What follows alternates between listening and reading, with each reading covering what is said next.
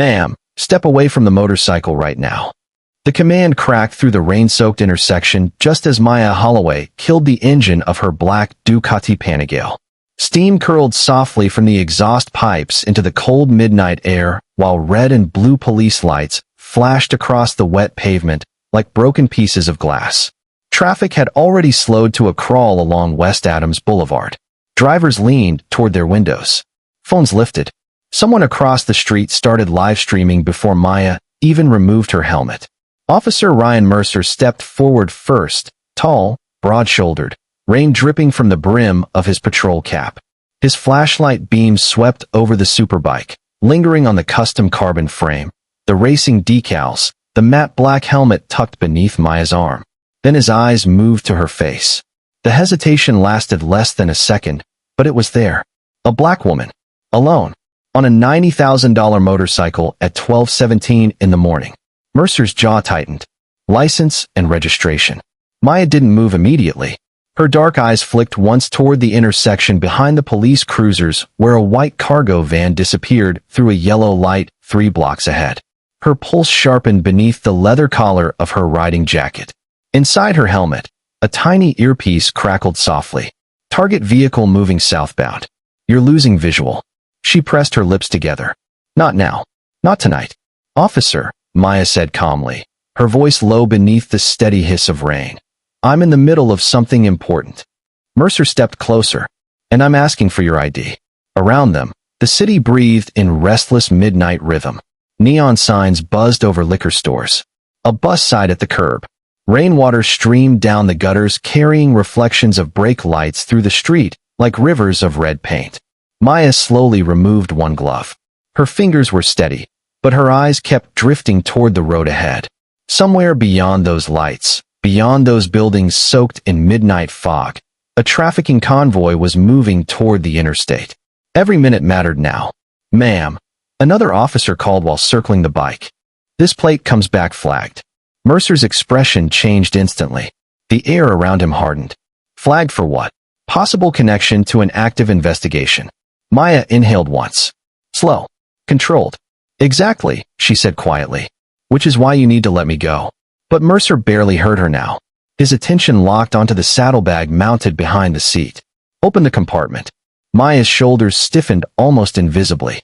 "I can't do that." "Can't," Mercer repeated, "or won't." A small crowd had gathered beneath the awning of a nearby taco stand. Phones pointed toward the flashing lights. Somebody whispered loudly enough to carry through the rain. "Probably stole that bike." Another voice laughed. "Ain't no way that thing belongs to her." Maya heard every word. Her face never changed. Mercer stepped closer until rain rolled from the edge of his sleeve onto Maya's jacket. "Hands where I can see them." She obeyed slowly, palms open at her sides. Calm. Precise.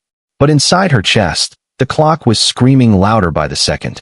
Her smartwatch vibrated once beneath the cuff of her glove. 6 minutes behind schedule. Somewhere in the distance, thunder rolled across Los Angeles like a warning too late to stop what was already coming. "Officer," Maya said carefully, "if you delay me tonight, somebody innocent could disappear before sunrise." Mercer stared at her for a long moment, water dripping from his chin onto the asphalt. Then he reached for the cuffs clipped to his belt. "Step away from the bike."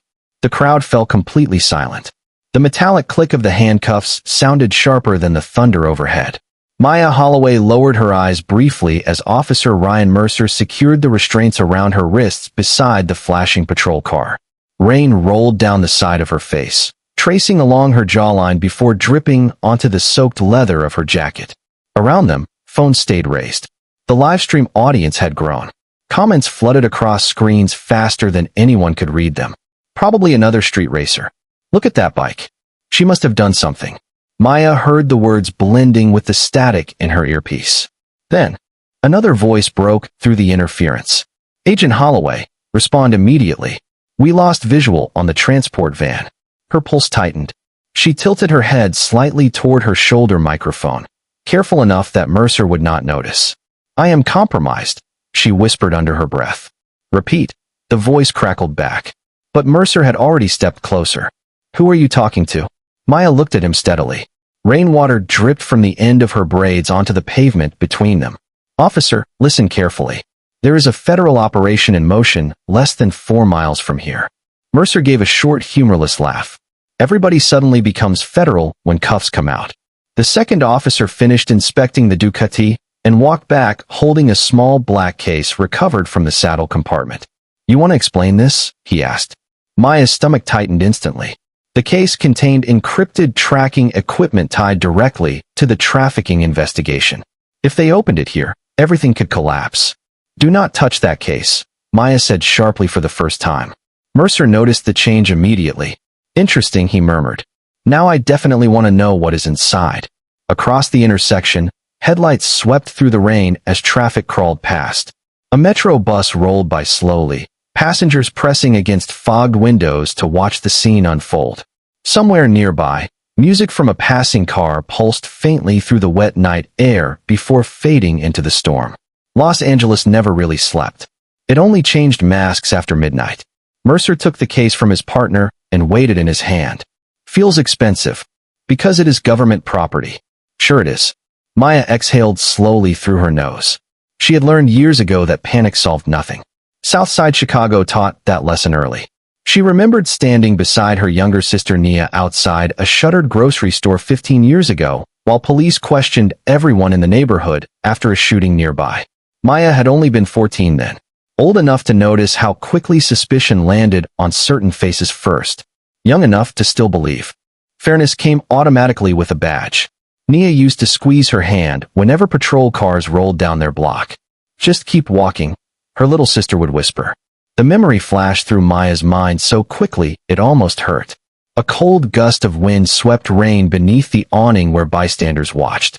Mercer opened the black case halfway before Maya stepped forward instinctively. Stop. The officers immediately stiffened. One hand moved toward his radio. Another toward the flashlight clipped at his shoulder. Mercer's expression hardened completely now. You are making this worse for yourself. Maya closed her eyes for one brief second. Somewhere out there, the convoy was still moving south. Every minute they lost widened the distance between the traffickers and the girl they were trying to recover tonight. When Maya opened her eyes again, they looked tired more than angry. Officer Mercer, she said quietly, reading his nameplate beneath the rain. You still have time to make the right decision. But before he could answer, all 3 police radios suddenly erupted at once with overlapping static and a single urgent dispatch code. The sudden burst of static silenced the entire intersection for half a second. Every officer instinctively reached toward their radios as overlapping voices crackled through the storm. Units in the downtown sector, be advised. Suspected trafficking convoy confirmed heading southbound toward Interstate 10. White cargo van accompanied by black SUV. Use caution.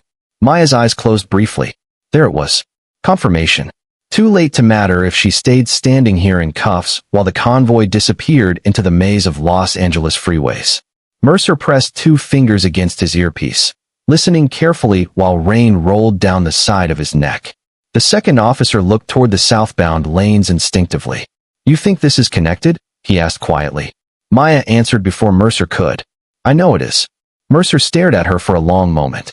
Water dripped steadily from the handcuffs around Maya's wrists onto the black pavement below. She stood perfectly still beneath the flashing lights, soaked from the storm. Exhausted around the eyes but composed in a way that unsettled him more than anger would have. Most people argued when detained. Most people panicked. Maya Holloway only watched the road like part of her was still chasing something miles away. Mercer glanced toward the black Ducati parked beside the curb. Expensive machine. Professional riding tires. Custom federal-grade communications wiring hidden beneath the frame. None of it matched the image he had formed the second he saw her. That realization irritated him more than it should have. Run her name again, Mercer finally ordered. The younger officer nodded and stepped toward the cruiser. Maya shifted slightly as another gust of cold rain swept through the intersection. Across the street, the crowd had thinned, but a few people still lingered beneath awnings filming the scene from dry corners of the sidewalk. A helicopter drifted somewhere high above downtown, its distant blades blending into the thunder rolling across the skyline. Mercer lowered his voice slightly.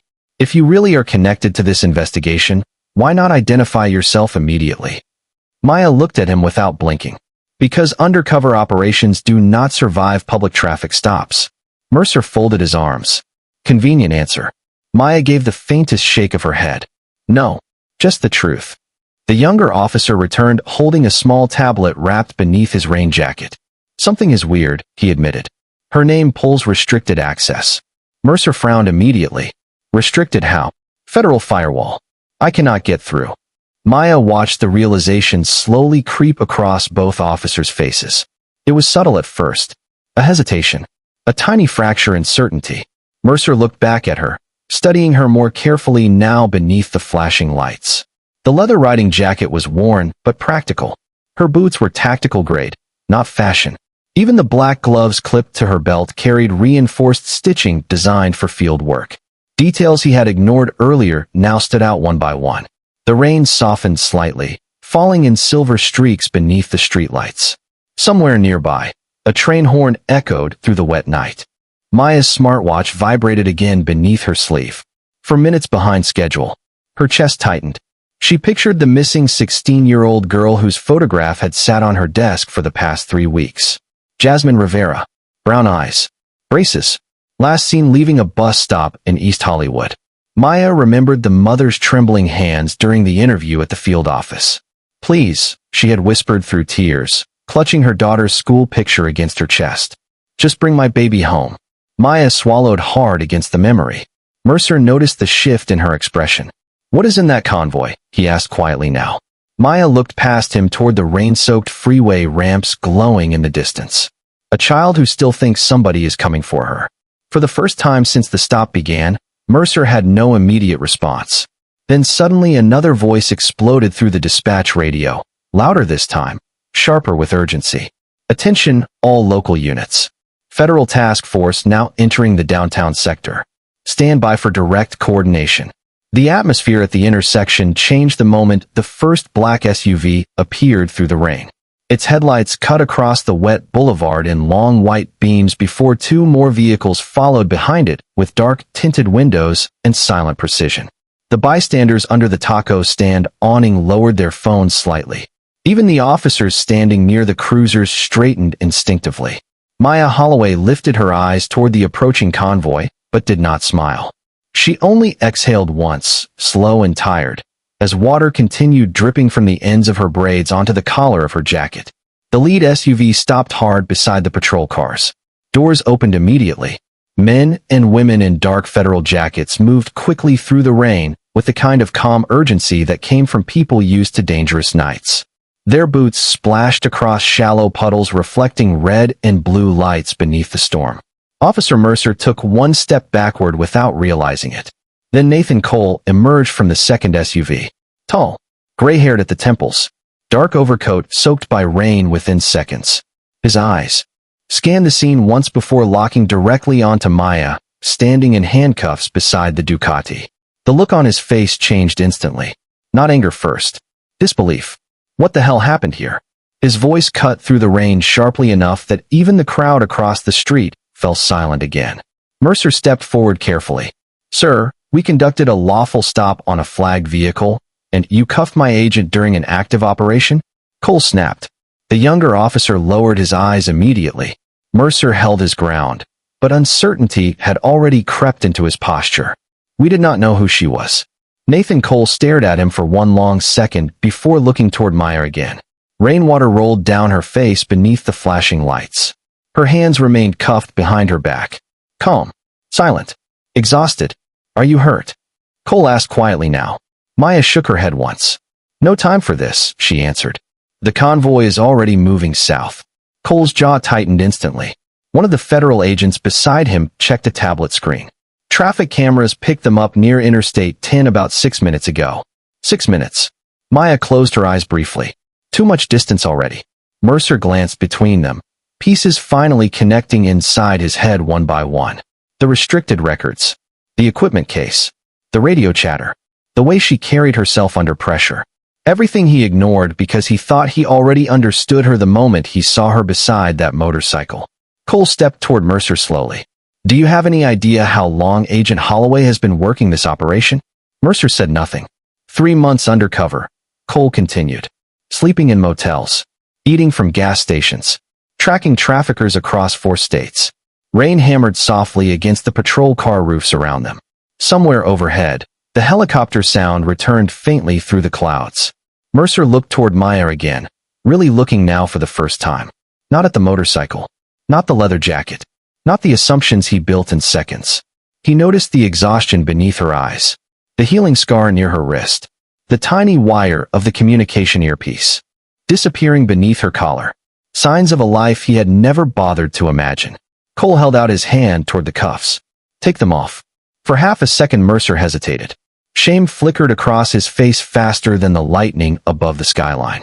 Then he stepped forward quietly and unlocked the restraints around Maya's wrists. The metallic click sounded strangely small beneath the storm. Maya rubbed her wrists once, but said nothing. She did not glare at him, did not humiliate him. Somehow that felt worse. Mercer swallowed hard. Agent Holloway. I did not know. Maya looked at him steadily while rain rolled down both their faces beneath the flashing lights. That is the problem, she said softly.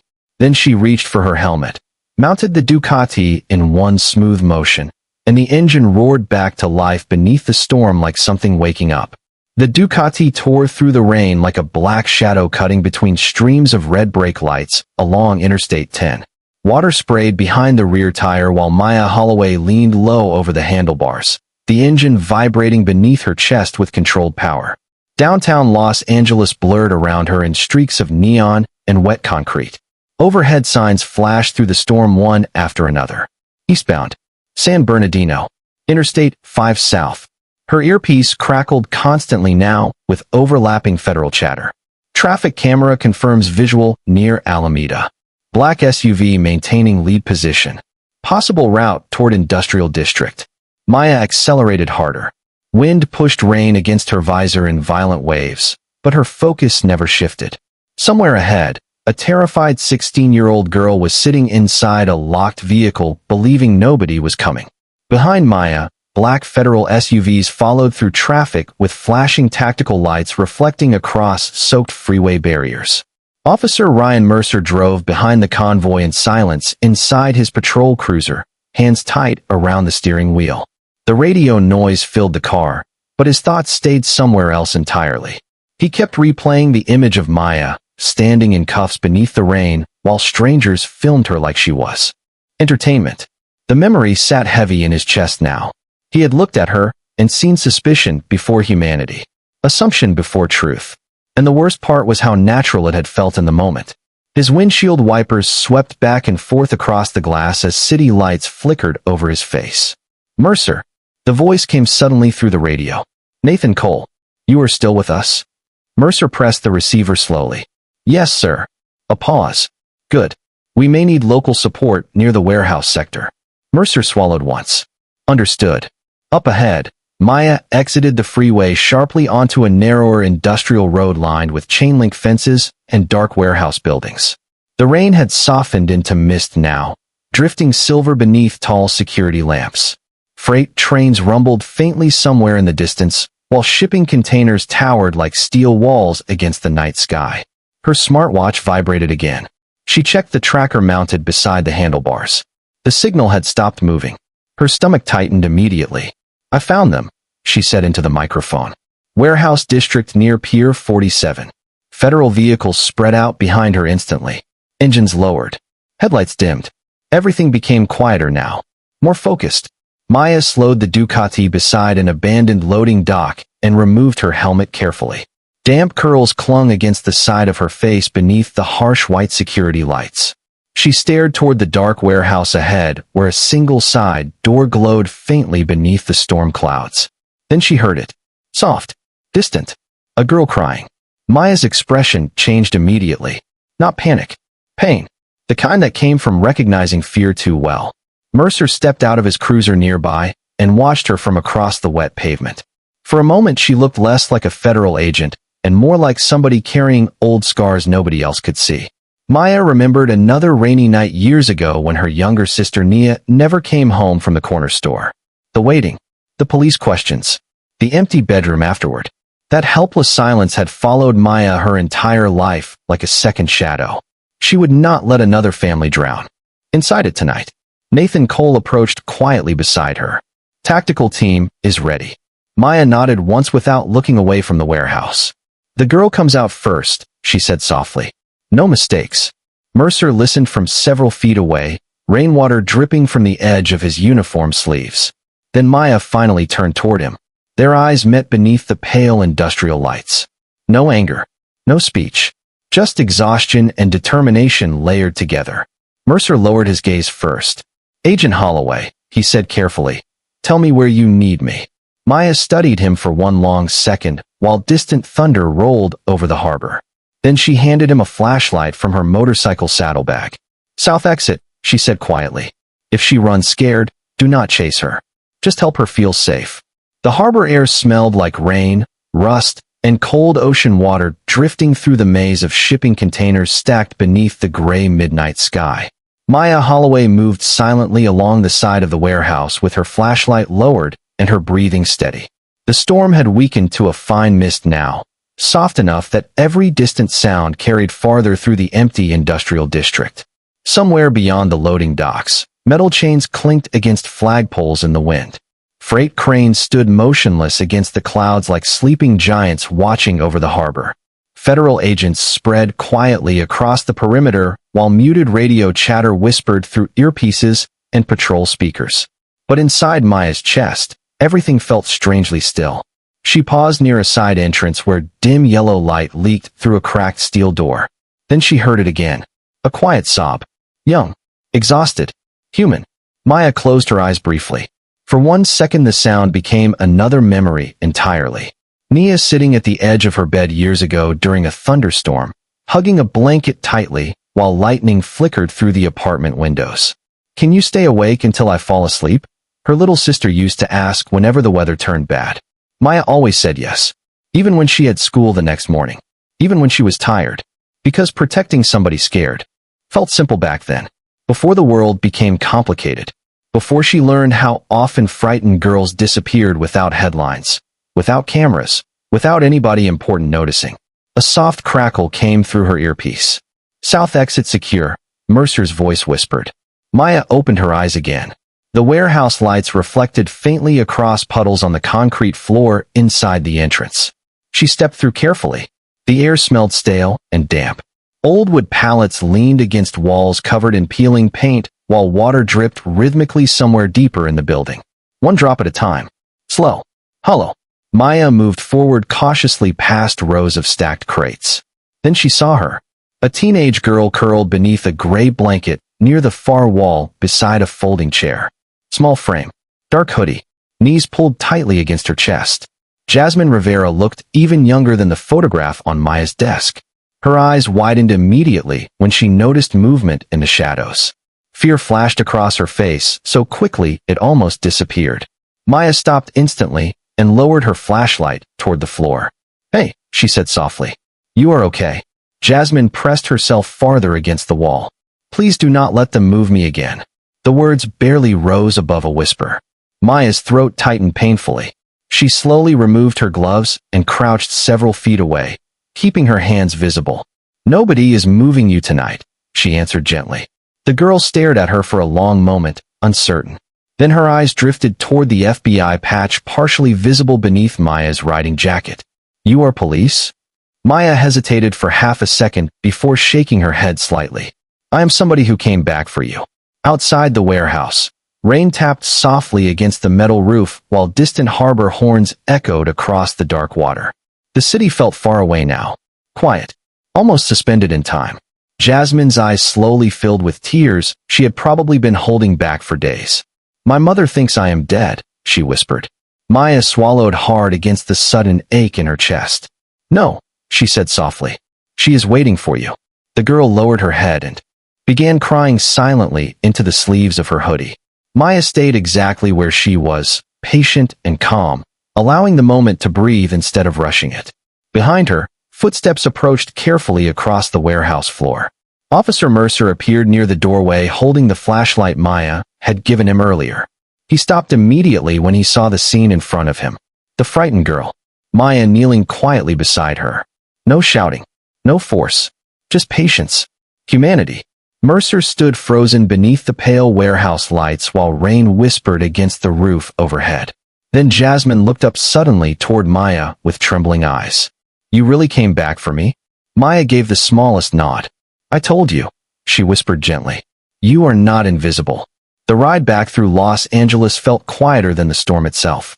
Federal vehicles moved steadily through the sleeping city, while rainwater shimmered across empty streets beneath rows of orange streetlights. Jasmine Rivera sat wrapped in a gray blanket inside the rear SUV beside a female agent, her small hands clutching a paper cup of hot chocolate like it was the first warm thing she had touched in days. Maya Holloway rode ahead of the convoy on the Ducati, the low growl of the engine echoing softly between dark office buildings and silent storefronts. Behind her, Officer Ryan Mercer followed in his patrol cruiser without turning on the siren once. The city looked different to him now. Softer somehow. More human. He noticed things he usually ignored during late shifts. A homeless man sleeping beneath a bus shelter with newspapers tucked around his shoes. A waitress locking the front door of an all-night diner while rubbing tired eyes. A mother carrying a sleeping child from a laundromat beneath an umbrella too small for both of them. Faces. Lives. Stories he passed every day without really seeing. The realization sat heavy inside him. At the federal field office downtown, the rain had finally stopped by the time the convoy entered the underground garage. Fluorescent lights reflected off wet concrete floors while agents moved calmly through the late-night exhaustion of paperwork, radios, and coffee gone cold hours earlier. Maya removed her helmet slowly beside the Ducati and rolled stiffness from her shoulders. She looked tired now that the adrenaline was fading. Not weak, just human. Nathan Cole approached her quietly holding a tablet in one hand. "Jasmine's mother is on the way," he said. Maya nodded once. "Good." Cole studied her carefully for a moment. "You should get checked by medical." "I am fine." "Maya." She looked away briefly toward the elevator doors. "I said I am fine." Cole did not argue after that. He knew the tone too well. The hallway outside the interview room smelled faintly like old coffee and printer toner. Federal agents passed carrying folders and evidence bags while computer screens glowed through glass office walls under the dim overnight lighting. Maya leaned against the corridor wall near the waiting area, rubbing warmth back into her hands with a styrofoam cup of untouched coffee. The silence around her finally felt heavy enough to notice. Then footsteps approached carefully down the hallway. Mercer. He had removed his rain-soaked patrol jacket and carried his cap awkwardly in one hand now. Without the flashing lights and street tension around him, he looked older somehow. Less certain. He stopped several feet away from Maya, uncertain whether he even deserved to stand there. For a moment neither spoke. Somewhere down the hall, a phone rang softly before being answered. Printers hummed.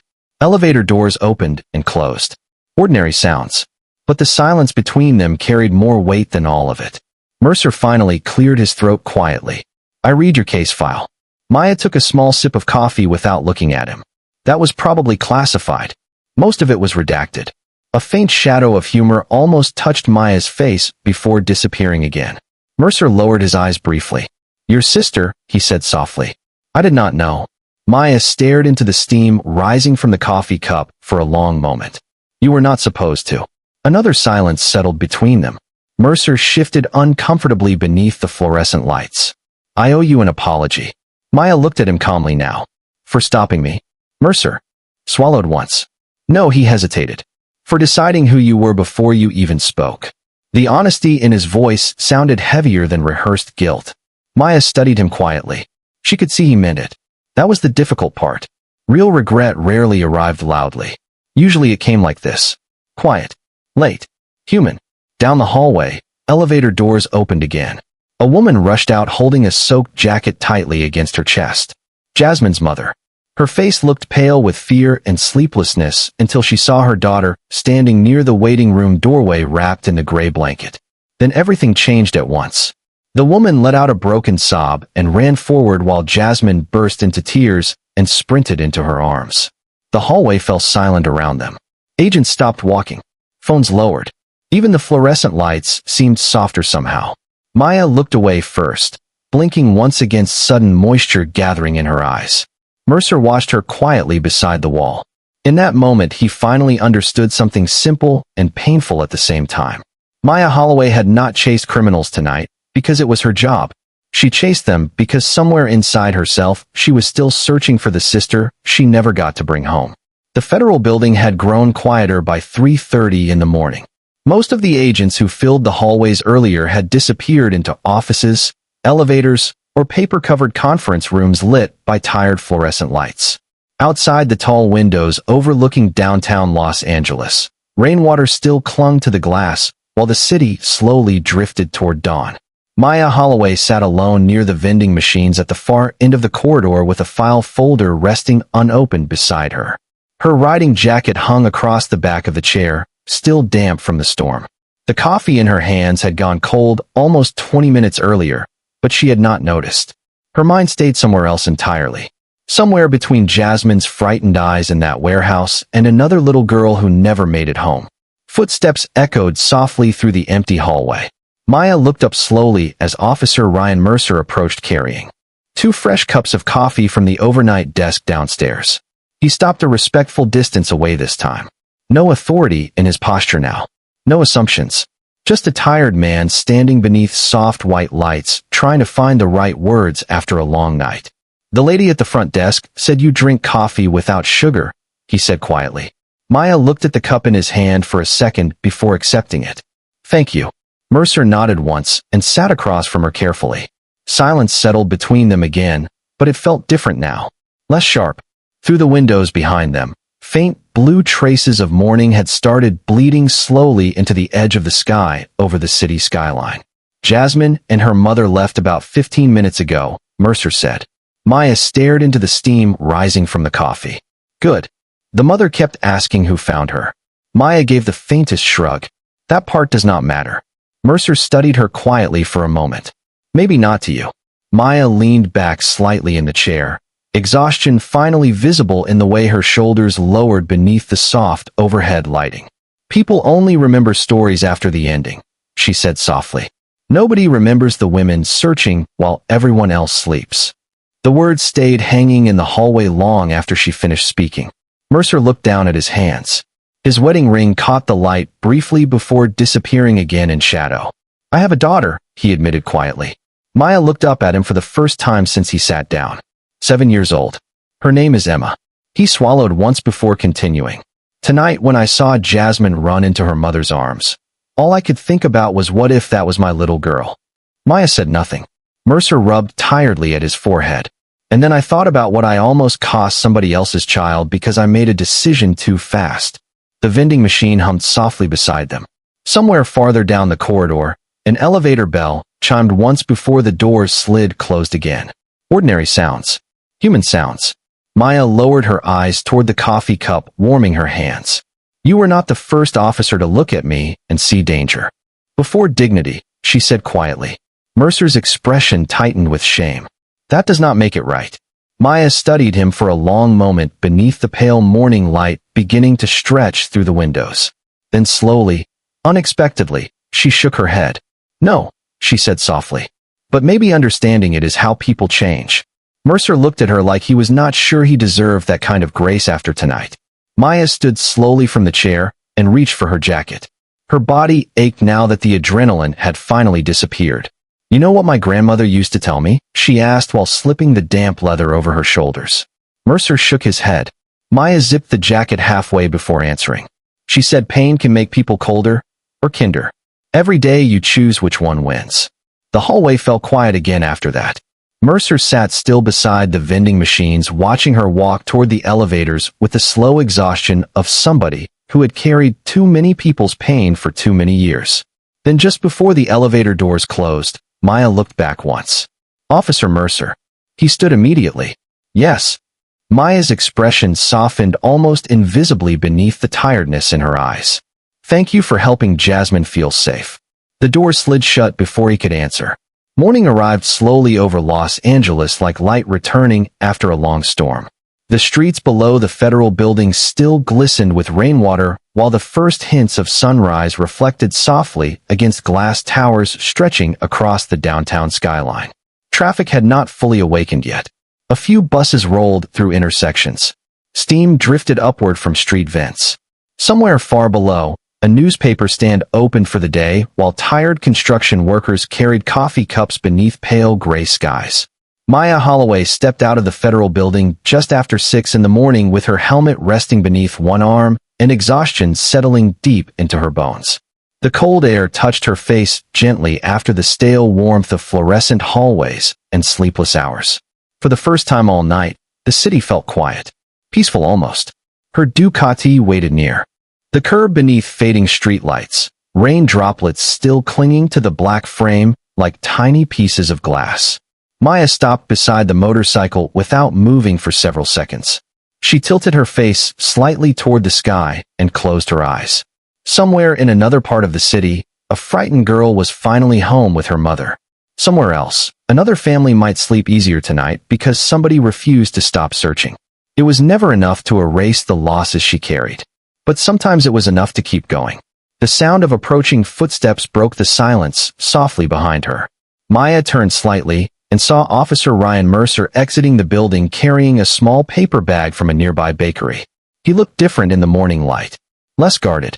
Less certain of himself in a way that strangely made him seem more honest. He stopped beside her motorcycle, careful not to stand too close. "I figured you probably have not eaten since yesterday," he said awkwardly, offering the bag toward her. Maya glanced down at it. A blueberry muffin and a black coffee. Simple. Human. She accepted it slowly. "Thank you." Mercer nodded once and slipped his hands into the pockets of his jacket while the morning breeze moved quietly between the buildings around them. Neither spoke for a moment. Across the street, sunlight finally touched the upper windows of a hospital tower, turning the glass gold. Mercer looked toward the city traffic beginning to wake below them. "My daughter leaves for school at 7:30, he said quietly. "Usually I just tell her to be careful out there." Maya listened silently. "This morning," he continued, "I think I am going to tell her something different." Maya raised her eyes toward him slightly. Mercer gave a faint smile filled with equal parts regret and understanding. "I am going to tell her to see people completely before deciding who they are." The wind lifted gently through the street again, carrying the scent of wet pavement and fresh coffee between them. Maya looked down at the motorcycle keys resting in her hand. Then she smiled very faintly for the first time all night. Small, tired, real. That would probably make your daughter safer than fear ever will. Mercer let out a quiet breath that almost sounded like relief. Somewhere nearby, church bells rang softly across the city as morning finally settled over Los Angeles. Maya placed the helmet over her head and fastened the strap beneath her chin. The engine came alive beneath her with a low familiar rumble that echoed softly against the buildings. Mercer stepped back from the curb as she settled onto the bike. For a brief moment neither moved. The same officer who had once seen her as a threat now stood silently beneath the morning light looking at her with something closer to respect. Maya lowered the visor halfway before speaking one final time. "Officer Mercer." "Yes." "Next time you stop somebody in the rain." Mercer listened carefully. "Remember, there is always a story you cannot see." His throat tightened slightly. He nodded once. "I will." Maya shifted the Ducati into gear and rolled slowly into the waking city. Sunlight spilled across the wet streets ahead of her, while the engine sound faded farther and farther into the morning traffic. Mercer remained standing beside the curb long after she disappeared from sight. The city moved around him again. Buses, horns, footsteps. Ordinary life returning to its rhythm. But something inside him had changed quietly during the storm. And beneath the soft gold light of sunrise reflecting across downtown Los Angeles, the silence that remained no longer felt heavy. It felt honest.